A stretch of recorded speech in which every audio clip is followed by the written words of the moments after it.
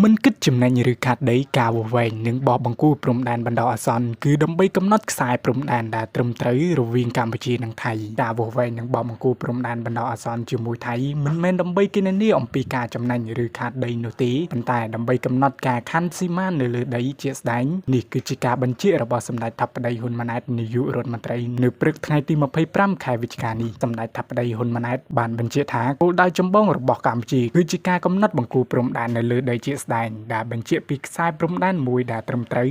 និងច្បាស់លាស់រវាងកម្ពុជានិងថៃដោយផ្អែកលើមូលដ្ឋាននៃឯកសារគតិយុត្តដែលបន្សល់ទុកពីសម័យអាណាព្យាបាលបារាំង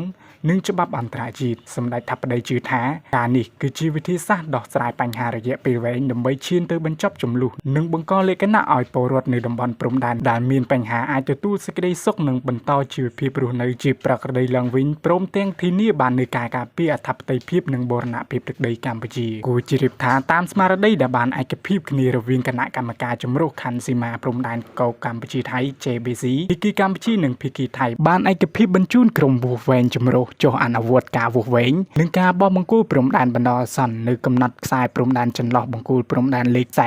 42 47នៅខេត្តបន្ទាយមានជ័យនិងលេខ52 59នៅខេត្តបាត់ដំបងកិច្ចការងារនេះត្រូវបានគេយកមកជជែកវែកញែកតាមបណ្ដាញសង្គមដោយចោទសួរនិងបង្ហាញកង្វល់ថាកម្ពុជាអាចខាតប្រយោជន៍ឬបាត់បង់ទឹកដីជាដើម